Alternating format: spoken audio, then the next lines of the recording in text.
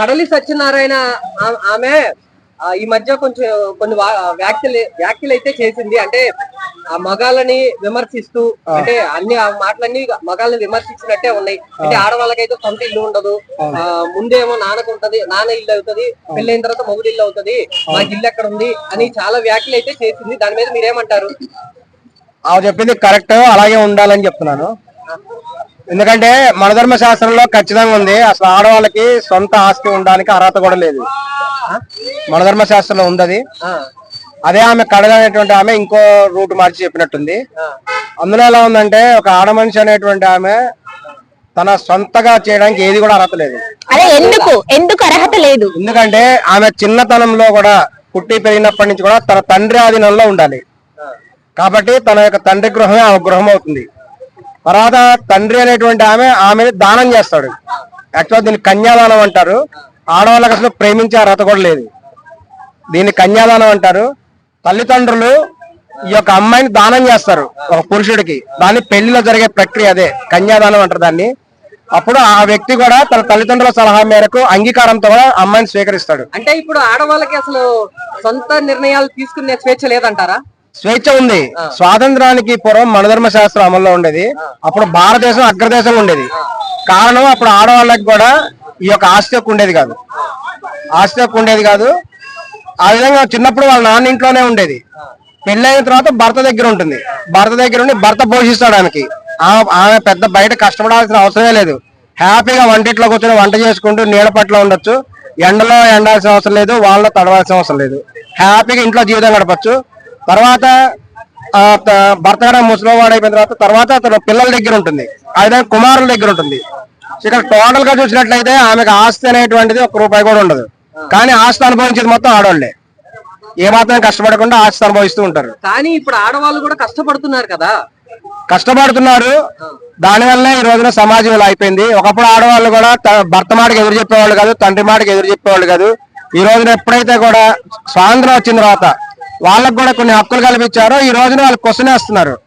ఎందుకో నేను కూడా సంపాదిస్తున్నాను కదా, మొగుడు మాట ఎవడినట్లేదు. నాకు తెలిసి ఉద్యోగం చేసే వాళ్ళలో 90% మొగుడు మాట వినరు. ఎందుకంటే నేను సంపాదిస్తున్నా, మొగుడు మాట ఎందుకు వినాలి అని వాళ్ళు క్వశ్చన్ చేస్తున్నారు. దానికి ఆన్సర్ మనం చెప్పలేం. ఇదివరకు అలా ఉండేది కాదు. ఇదివరకు ఏంటంటే ఆస్తి మొత్తం కూడా భర్త పేరు మీద ఉండేది. సో ఆమె ఇప్పుడున్నటువంటి విధంగా మొగుడు వదిలేసి వెళ్ళిపోవడానికి అవకాశం లేదు. ఎందుకంటే ఆమె బయటికి పోయింది అనుకోండి, ఆమె ఎక్కడ బతకాలి? ఆమె కనీసం తిండి కూడా దొరకదు. ఇంట్లో ఉంటే సర్వ సౌఖ్యాలు అనుభవించవచ్చు. ఎందుకంటే అందరే సొంతలు ఉండేవి, 100 ఎకరాల పొలాలు ఉండేవి. సో ఎటువంటి ఇబ్బంది కూడా ఉండదు. హ్యాపీగా ఇంట్లో కూర్చొని వంటింటి కుందేలాగా స్వర్గం అనుభవించవచ్చు. అంటే ఇప్పుడు వంటింటి కుందేలాగా ఉండాలి అంటున్నారా? వంటింటి కుండేలు అంటే చాలా మంది దాన్ని మిస్అండర్స్టాండ్ చేసుకుంటారు. ఈ యొక్క మనిషి జీవితం గడపాలంటే అనేక రకాల వృత్తులు చేయాల్సి వస్తుంది. వాటిలో కొన్ని బయట ఎండలో చేయాల్సినవి ఉంటాయి, కొన్ని ఇంట్లో చేయాల్సినవి కూడా ఉంటాయి. ఇప్పుడు వంట చేయడం అనేటువంటిది తక్కువ వృత్తి కాదు, అది అత్యంత శక్తివంతం. ఎవడేం చేసిన ఇంటి వాళ్ళు అన్నం తినాలి కదా. అన్నం తినకుండా ఎవరో ఒక్కరోజు కూడా ఉండలేము, ఆకలితో అల్లాడిపోతాం. అందుకని ఏంటంటే బయట ఎండలో జరిగే పనులేమో మగవాళ్ళకి ఇచ్చేవాళ్ళు, ఇంట్లో హ్యాపీగా నీడలో కూర్చొని ఎక్కువ కష్టం లేని పనులు ఆడవాళ్ళకి ఇచ్చేవాళ్ళు. అవి కూడా ముఖ్యమైన పనులే. ఇప్పుడు జనరేషన్ మారింది. ఇప్పుడు ఎండలో మీరు చెప్పినట్టు ఎండలో కూర్చొని చేసే పనులు కంటే ఏసీలో కూర్చొని చేసే పనులు కూడా ఎక్కువైనాయి. అలాగే దాంట్లో ఆడవాళ్ళు కూడా ముందు స్థానంలో కూడా మంచి స్థానంలో ఉన్నారు ఇప్పుడు. అవును. అలాంటి వాళ్ళు మరి మీరు చెప్పినట్టు వినాలంటే ఎలా వింటారు? అలా వినకపోవడం వల్లే ఈ రోజున విడాకులు పెరిగిపోతున్నాయి. ఈ రోజున కేసులు చూస్తే ఈ యొక్క వివాహ చట్టంలో అత్యధికమైన విడాకుల కేసులే ఉన్నాయి బయట కోర్టులలో. ఫ్యామిలీ కోర్టు చూస్తే అన్ని ఇవే. ఇంకా ఆడవాళ్ళు మాట ఎందుకు వింటారు?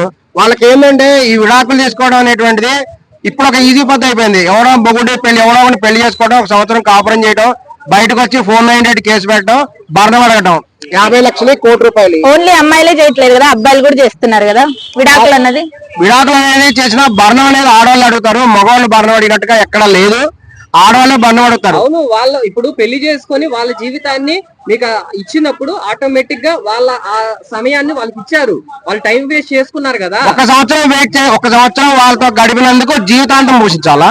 మరి అది ఎంత అన్యాయం. అంటే 1 సంవత్సరం అంటే జీవితం, ఆమెకు భార్య అంటే జీవితాంతం కలిసి ఉంటుంది కాబట్టి ఆమె జీవితం చూసుకోవాలి కదా. ఫస్ట్ చూసుకుంటే కదా విడాకులు ఇవ్వరు. కలిసి చూసినా గానీ ఆడవాళ్ళు కొంతమంది ఈ రోజున అహంకారంతో ఉన్నారు.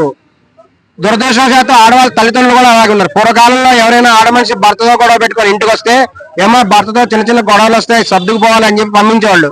ఈ రోజున అలా లేదు. ఈ రోజున తల్లిదండ్రులు, ఆడవాళ్ళ తల్లిదండ్రులు ఎలా ఉన్నారంటే ఏమైనా గొడవ వచ్చిందంటే వదిలిపారేవాడిని, ఇంటికి వచ్చాయి, పుట్టింట్లో ఉన్నట్టున్నారు, మొగుడు దగ్గర పోనీ ఎవరు చెప్పట్లా. దీనివల్ల ఏంటంటే ఆడవాళ్ళు కూడా ఏమాత్రం చిన్న గొడవ వచ్చినా మొగుడు వదిలేస్తున్నారు, బయటకు వచ్చేస్తున్నారు. ఎందుకంటే వాళ్ళ ధైర్యం ఉంది, ఎలా అయినా బతికేయచ్చని, ఏదో ఒక ఉద్యోగం చేసుకోవచ్చు, బతికేయచ్చు అనుకుంటున్నారు. కానీ మగవాడు కనుక ఆడదాని పరిస్థితి లేకపోతే ఆమె బతుకు కుక్క బతుకు అయిపోద్దని కూడా గమనించాలి. ఇలా సర్దుకొని పోబట్టే కదా మగవాళ్ళందరూ చదువుతున్నారు అమ్మాయిల్ని. దీని గురించి ఎందుకు మాట్లాడరు? ఏంటంటి ఇలా సర్దుకొని పోబట్టే అమ్మాయిల హత్యలు జరిగాయి. ఇంతకు ముందు, ఇప్పుడు కాదు, ఇంతకు ముందు చాలా జరిగాయి. దాని గురించి ఎందుకు ఎవరు క్వశ్చన్ చేయట్లేదు? సర్దుకోబడినటువంటి వాళ్ళలో అత్యధిక శాతం కూడా జీవితాంతం కూడా తమ వైవాహిక జీవితం మంచిగా గడిపినటువంటి వివరాలు ఎక్కువ ఉన్నాయి. హత్యలు జరిగినటువంటిది వేరే విషయాలు జరిగినాయి, సర్దుపోయినందుకు జరగలేదు. కట్న విషయాల్లో కానీ ఇతర విషయాల్లో కానీ జరిగినాయి. ఇంకొంతమంది ఆడవాళ్ళు ఏంటంటే చాలా మంది అనుకుంటారు ఆడవాళ్ళని కొట్టారని, వాళ్ళు మాట్లాడే అసభ్యకరమైన మాటలకే వాళ్ళకి తన్నులు పడతాయి. ఆ విషయం కూడా తెలుసుకోవాలి. ఆడవాళ్ళు మాట్లాడేది అసభ్యకరమైన మాట్లాడరు, మగవాళ్ళు కూడా మాట్లాడరు. కొంతమంది రాక్షసులతో పోలిస్తారు, అందుకనే వాళ్ళని ఆ విధంగా కూడా కొట్టడం జరుగుతుంది. అని చెప్తున్నారు. అబ్బాయి అనేటువంటి వాళ్ళు నిజంగా ఆడవాళ్ళతో పోలిస్తే చాలా బెటర్ అనే చెప్పచ్చు, మగవాళ్ళే బెటర్. ఈ రోజు మీరు బయట చూడండి, అది అమ్మాయిలా అనే అనట్లేదు, ఆ ఉద్దేశం చెప్పట్లేదు. మగ ఆడ జెండర్ తీసుకోండి, మేల్ ఆర్ ఫిమేల్. మీరు బయట కుక్కలు చూడండి, కుక్కలు ఆడకుక్కలే కరుస్తాయి, మొక్కుక్కలు కరవు. ఆ విషయం తెలుసా? ఎప్పుడైనా నడిచాయి ఆడకుక్కలు? ఆడకుక్కలే కరుస్తాయి, మొక్కలు అసలు బయట కరవదు. మీరు గమనించుకోండి, ఎప్పుడైనా మిమ్మల్ని కుక్క కరిస్తే దాన్ని వంక చూడండి, అది ఆడ తీరి అది తీరి ఆడకుక్కే కరుస్తాయి, మొక్కుక్కలు కరవు. 90% ఆడకుక్కలే కరుస్తాయి. ఇప్పుడు ఈ వీడియో చూసిన తర్వాత మహిళా సంఘాలన్నీ ఇది వాస్తవము, ఎగనెస్ట్ గా మాట, ఇది వాస్తవము, దిస్ ఇస్ ట్రూత్. నిజానికి ఎవరు భయపడక్కర్లేదు, ఇది నిజము, నిజానికి ఎవరు భయపడలేదు. వాస్తవమే కదా, వాస్తవమే కదా అది. మనం వాస్తవాలు కానీ చెప్తే మనం భయపడాలి. వాస్తవం అనేది ఎప్పటికైనా ఎవరు ఈక్వాలిటీ ఉండాలని చెప్తున్నారు కదా, ఈక్వాలిటీ ఎక్కడుంది మీరు చెప్పే దాంట్లో? ఈక్వాలిటీ ఎప్పుడు కాదండి, ఆడవాళ్ళ మగవాళ్ళు ఈక్వాలిటీ ఎప్పుడు ఎటువంటి పరిస్థితుల్లో అంటే మగవాళ్ళే గొప్ప ఉండాలా, ఆడవాళ్ళు తగ్గు ఉండాలని నేను నమ్ముతాను. ఎందుకు ఉండాలి అని నేను అడుగుతున్నాను. ఆడవాళ్ళు అనేటువంటి వాళ్ళు ఈక్వాలిటీ కాదు, మగవాళ్ళ కంటే ఎక్కువ అని చెప్తున్నాను నేను. ఓకే, ఇది ఓకే. మరి మీరు కరుస్తున్నారు, ఇలా ఏంటి? అది వాస్తవము. ఈ రోజుల్లో ఆడవాళ్ళు ఎలా ఉన్నారంటే పెళ్లికి ముందే అడుగుతున్నారు, పెళ్లి చేసుకోగానే కొన్ని నెలల్లోనే అత్తమామలు వదిలేయాలి, సెపరేట్ కాపురాలు పెట్టాలి, అన్నదమ్ములు ఉంటే వాళ్ళని వదిలేయాలి, ఆస్తులు ఉంటే ఆస్తులు పంచుకోవాలి, ఒకవేళ భర్తకు చెల్లెలు ఉంటే వాళ్ళని వదిలేయాలి. ఆ విధంగా ఒకప్పుడు కూడా తన భార్యతో కుటుంబంతో సంతోషంగా ఉండాలనుకుంటే ఈ రోజుల్లో కూడా ఆడవాళ్ళు ఒప్పుకోవట్లేదు. ఎటువంటి బ్రదర్లు సిస్టర్స్ లేటువంటి వాళ్ళని పెళ్లి చేసుకుంటా ఉంటారు. ఒకవేళ ఉంటే మటుకు వీళ్ళ ఫస్ట్ టార్గెట్ ఏంటంటే అత్తమామల్ని వెళ్ళగొట్టడం, వేరే కాపురాలు తేవడం.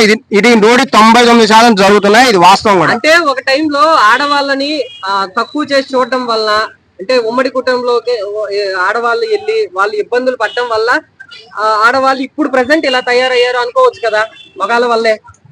ఇబ్బంది పెట్టడం అనేది ఎక్కడ లేదండి, అదొక బాధ్యతగా భావించాలి. ఈ రోజున ఆడవాళ్ళు స్వేచ్ఛ ఒక లిమిట్ దాటిపోయి ఏమైందంటే అత్యంత ప్రమాదకరంగా తయారైపోయారు. చివరికి ఎలా తయారంటే కొంతమంది ఆడవాళ్ళు ప్రెగ్నెన్సీ తెచ్చుకోవడానికి కూడా ఇష్టపడలేదు. ఒక ప్రముఖ హీరోయిన్, ఒక ప్రముఖ నటి చూడండి, మంచు లక్ష్మి గారు, పేర్లు కూడా చెప్తాం, ఇందులో భయపడేదే ఉంది. మంచు లక్ష్మి గారు తాను ప్రెగ్నెన్సీ తెచ్చుకోవడానికి ఇష్టపడలా. ఏం చేసిందంటే సరోగసీ విధానం ద్వారా పిల్లని కంది. అంటే తన అండము వేరే వాళ్ళ సుఖ కణాలు తీసుకొని థర్డ్ పర్సన్ వాళ్ళ దాంట్లో ప్రవేశపెట్టి ఆమె పిల్లని పుట్టించుకుంది. ఆమె ఎందుకు ప్రెగ్నెన్సీ రావదంటే ఆమెకి ప్రెగ్నెన్సీ వస్తే అన్నం పోద్దని భయం అట. ప్రెగ్నెన్సీ తెచ్చుకున్నప్పుడు ఇంకా ఆడదాన్ని బతికేందుకు? ఆడవాళ్ళ యొక్క మెయిన్ కారణమే ప్రెగ్నెన్సీ తెచ్చుకుంటే పిల్లల్ని పుట్టించడానికి ఇష్టపడిన ఆడదానికి బతికేందుకు. ఇంకా పాలు ఇవ్వట్లేదు ఆడవాళ్ళు కొంతమంది, ఎందుకంటే పాలు ఇస్తే అన్నం పోద్దంట. ఇది ఎంత దుర్మార్గకరమైన విషయం, మాతృత్వానికి సిగ్గుచేటు. ఇలా ఆలోచించే ఆడవాళ్ళు ఇప్పుడు కూడా ఉన్నారు. ఈ రోజు అనేక మంది హీరోయిన్లు పెళ్లి చేసుకోవట్లా, ఎందుకు? పెళ్లి చేసుకుంటే అన్నం పోద్దంట. అన్నం పోతుందని పెళ్లి చేసుకున్న హీరోయిన్స్ చాలా మంది ఉన్నారు. సరైన సమయంలో సరైన పనులు జరగట్లేదు. అందువల్లే ఈ రోజున సమాజంలో నైతిక విలువలు లేకుండా సర్వనాశనం దిశగా వెళ్తున్నది. లవర్స్ ఎక్కువైపోతున్నారు, పెళ్లికి ముందే లవర్స్ ఎక్కువైపోయారు. మగవాళ్ళ కంటే ఆడవాళ్ళకి ఇప్పుడు ఎక్కువ లవర్స్ ఉంటున్నారు. సరే, ఏదైనా గానీ మగాళ్ళ తప్పు అయితే అసలు లేకుండా లేదు కదా దాంట్లో. ఎందులో ఏ విషయంలో అయినా అంటే మగవాడు తప్పనిసరిగా ఆడవాళ్ళని గౌరవిస్తారండి, తప్పనిసరిగా గౌరవిస్తారు. మీరు చెప్పే మాటల్లో ఏ రకంగా నాకు గౌరవం కనపడలే అమ్మాయిల మీద. కట్నం అని అడిగేది కూడా ఒక ఆడదే, మగవాడు ఇప్పుడు కట్నం తీసుకోకుండా ఏ అబ్బాయి పెళ్లి చేసుకుంటలేడు? కట్నం అనేది ఒక బాధ్యత. అది కట్నం అడిగేది ఎవరు? ఏ మగవాడు నాకు తెలిసి కట్నం అడగడు. వినండి, కట్నం అడిగేది ఎవరంటే ఒక అబ్బాయి తల్లి అడుగుతుంది కట్నం. ఆమె కూడా ఆడదే కదా. అబ్బాయి అడుగుతలేడా? అబ్బాయి తల్లి అడుగుతుంది. సరే, అబ్బాయి అడుగుతలేడా? అడుగుతుంది అత్త కోడల్ని కట్నం అడుగుతుంది కానీ మగవాడు ఎప్పుడు కట్నం అడగడు. అది వాస్తవం. ఒకసారి గమనించండి, మీకు తెలుసు. అబ్బాయి సరే, నేను అడుగుతుంది ఏమంటే అబ్బాయి అత్త కట్నం అడుగుతుంది కానీ అమ్మాయి భరణం అడగకూడదు. భరణం అంటే ఆమె 1 సంవత్సరం కాపురం చేసి జీవితాంతం పోషించమంటే ఎంతవరకు కరెక్ట్? ఒక ఆమె అడుగుతుంది నెలకి 50 లక్షలు కావాలట. ఆమె ముఖం చూస్తే 50 లక్షలు నెలకు ఖర్చు పెట్టే ముఖమేనా? ఇది కోర్టు జడ్జి గారు ప్రత్యక్షంగా అడిగిన క్వశ్చన్ ఇది. 50 లక్షలు నువ్వేం ఖర్చు పెడతావా అని జడ్జి గారు అడిగారు. ఒక మగవాడు దొరికాడు కదా బకరగాలి. ఈ మధ్యకాలంలో పెద్ద బిజినెస్ అయిపోయింది. బాగా డబ్బుల్లోని చూసుకోవడం, పెళ్లి చేసుకున్నా అనిపించడం, 1 సంవత్సరం కాపురం చేయడం, తర్వాత 498 కేసు పెట్టడం, అత్తమామల్ని జైల్లో పెట్టించడం, కేసులు పెట్టడం. కేసు విత్డ్రా చేయాలంటే డబ్బులు ఇవ్వాలి. డబ్బులు ఇస్తేనే వదిలేస్తాం. ఇది ఒక రకమైన బిజినెస్. దురదృష్ట ప్రకారం ఇదివరకు అంతా కూడా దీనికి కోర్టు సపోర్ట్ చేసేవి 498 కేసుని. ఇప్పుడు ప్రభుత్వం కూడా గమనించింది దొంగ కేసులు ఎక్కువైనాయని. ఈ రోజు ఎవరైనా ఆర్డర్లు వెళ్ళి 498 కేసు అంటే వెంటనే కేసు బుక్ చేయరు, ఎంక్వైరీ చేస్తారు. అందులో నిజం ఉంటే మటు చర్యలు తీసుకుంటారు చట్టపరంగా.